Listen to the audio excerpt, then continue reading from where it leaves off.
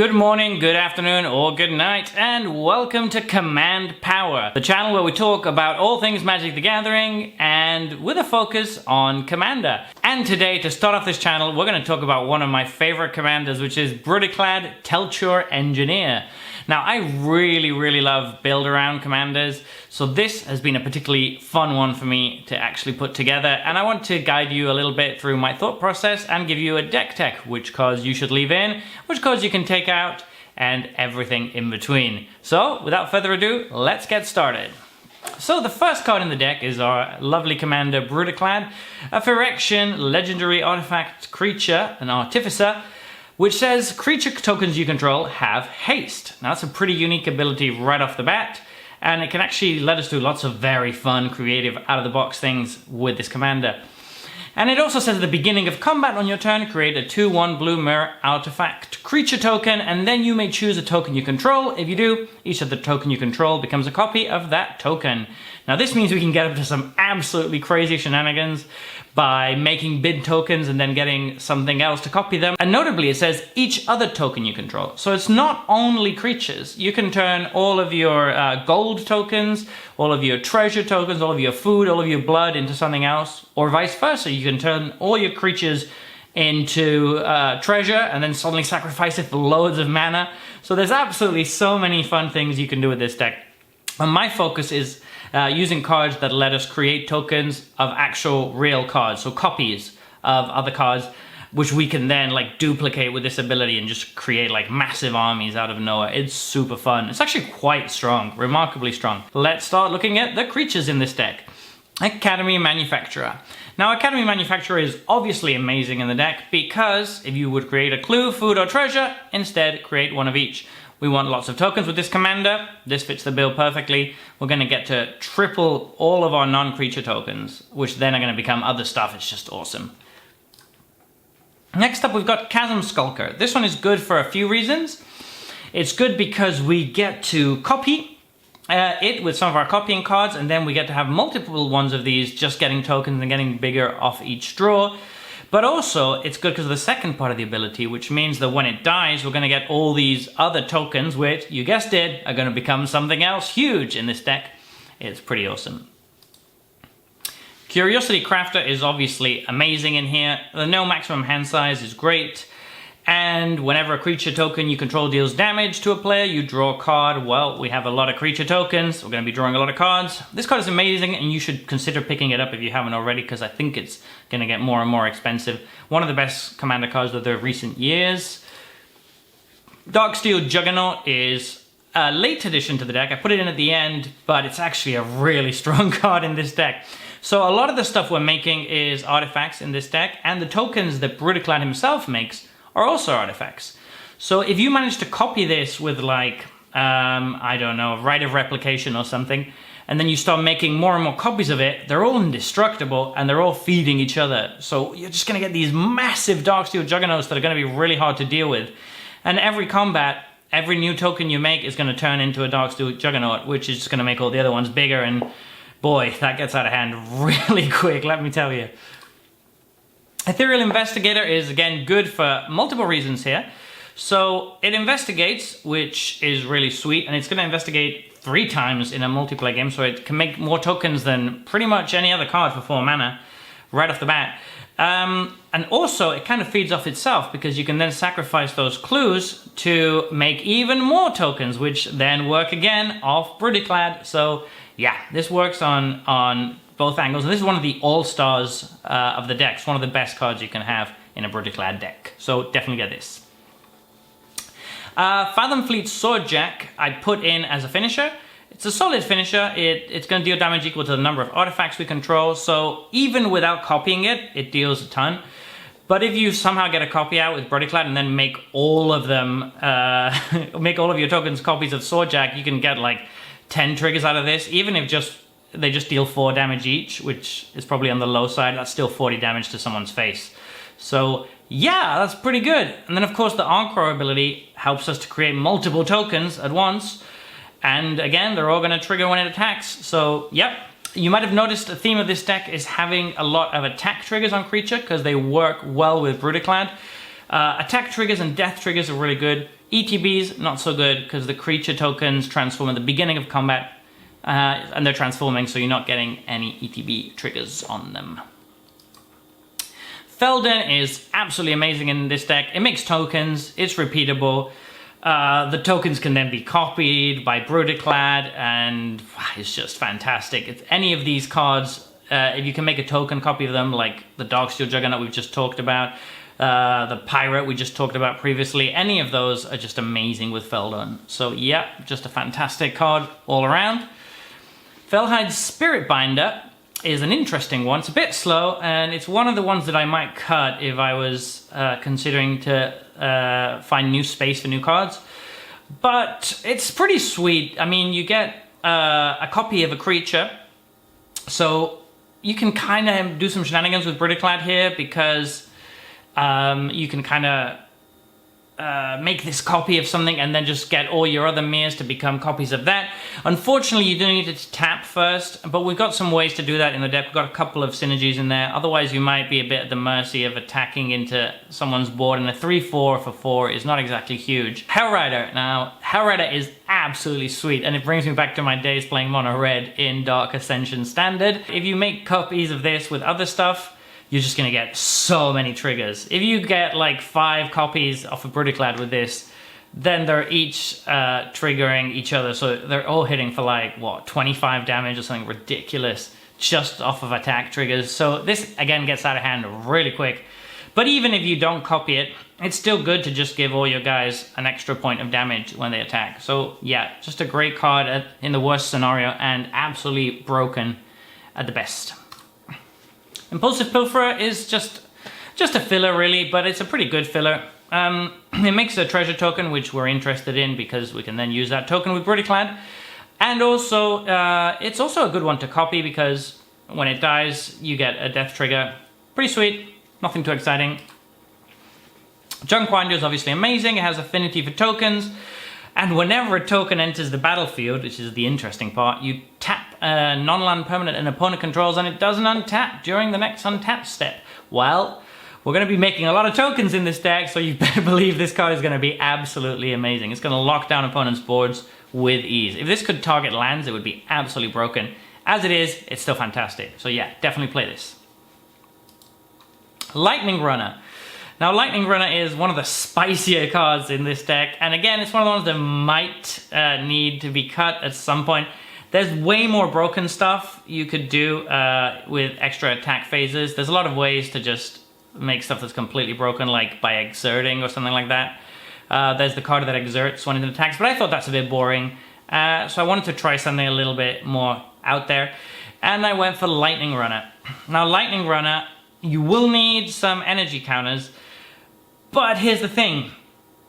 You're thinking there's no other cards that can make energy in the deck. No, but we have many ways to copy Lightning Runner, and as long as you have just 3 copies of this, then it's basically going to go infinite attack steps, because all 4 of them are going to attack. You're going to get 8, and then you're going to get another combat phase. And once you get another combat phase, guess who's triggering? It's Brudiclad, and you're going to get another copy of Lightning Runner, and so on and so forth. It's just going to get out of hand very quickly. Also, it's a really cool card. It's a very cheap mythic. Might as well, right? I love cheap mythics. Next up, we have Magda, Brazen Outlaw. Now, there's not many dwarves in the deck, but she does make a treasure token when she taps, which, well, pretty good with Brudiclad. We don't really have much use for the second ability. Now, this is obviously much better if it comes down early. There are a couple of dwarves, but not enough that it really matters too much. We also have Springleaf Drum coming up later, which will let us tap it. It'll also let us tap our Felhide Spirit Binder, so we have a little bit of synergy there. One of the weaker cards in the deck, but if you do get it down early and manage to get some attacks in, it can often be pretty good. You can get like 2 or 3 tokens, and that really snowballs, so I think it's a sweet card. Mere Battlesphere is an absolute all-star in this deck. It makes 4 tokens when it comes into play, and then they can all become copies of something absolutely brutal. You can even, if you want to, make copies of Mere Battlesphere with something like Rite of Replication for an absolute mountain of tokens, and then make all of the tokens that come in copies of Mere Battlesphere itself, which I think is hilarious. From a meme point of view, you're making all these little mirrors into giant balls. It's just random.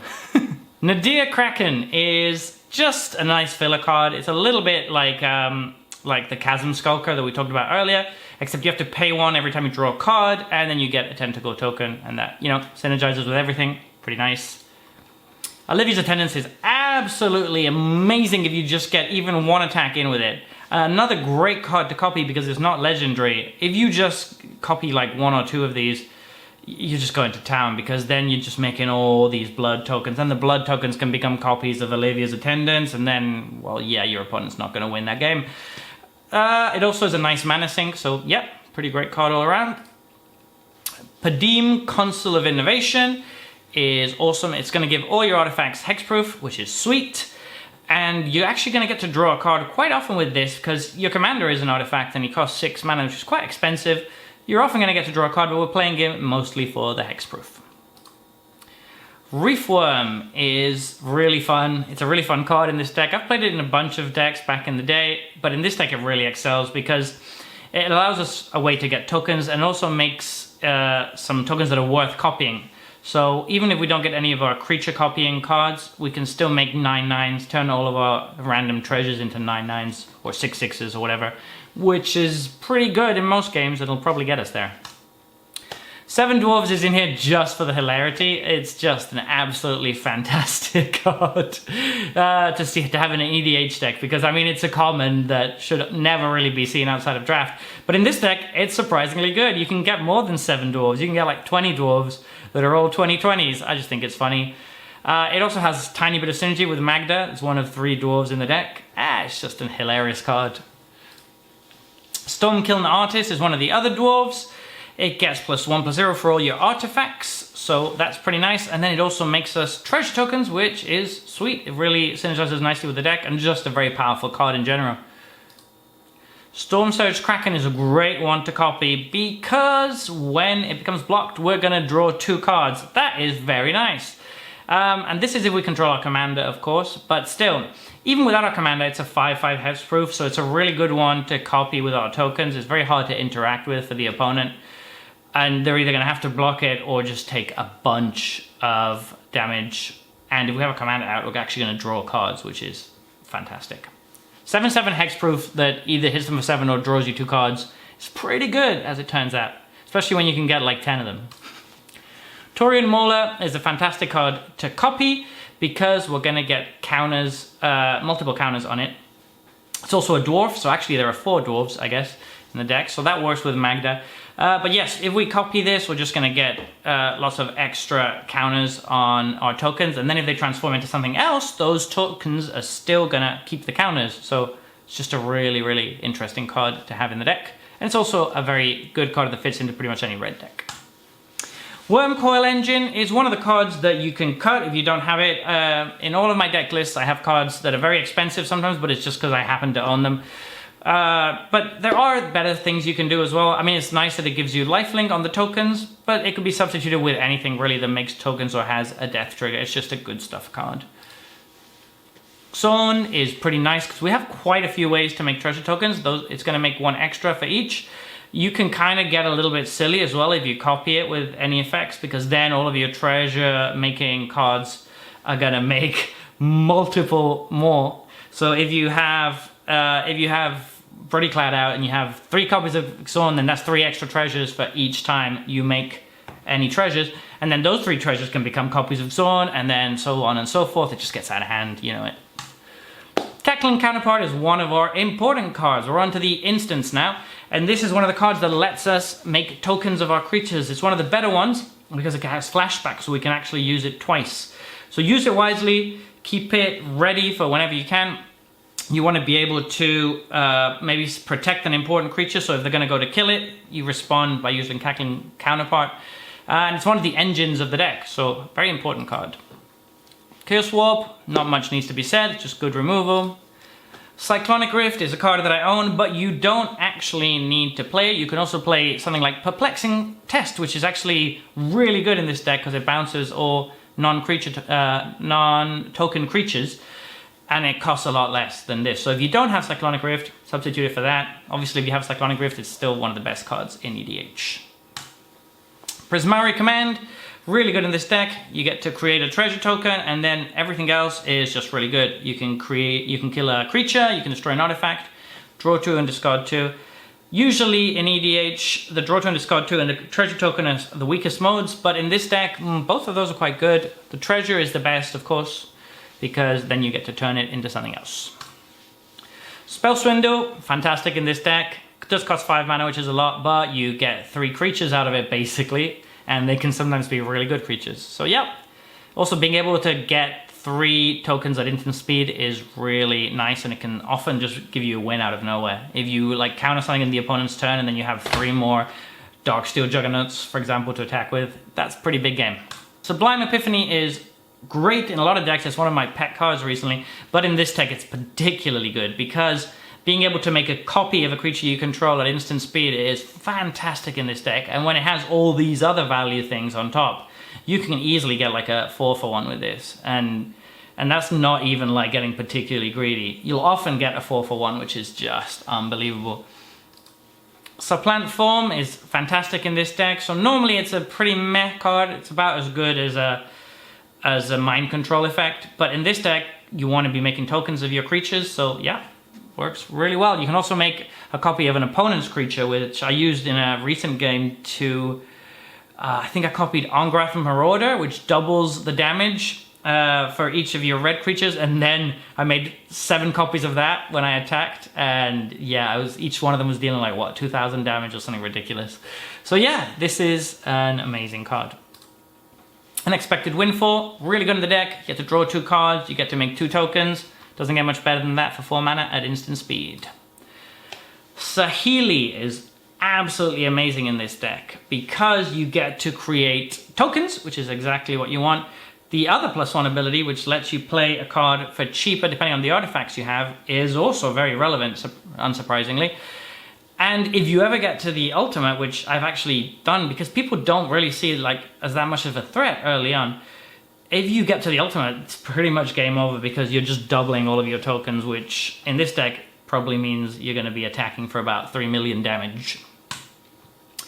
Brass's Bounty, fantastic card. You're going to create artifact treasure tokens based on the number of lands you control. So on average, it's going to give you, early game it's going to give you maybe 5 or 6. Late game it could give you 10 or 12, which any of those, even 5 or 6, it's still fantastic because in this deck, they're not just treasure tokens, they're actually proper creatures.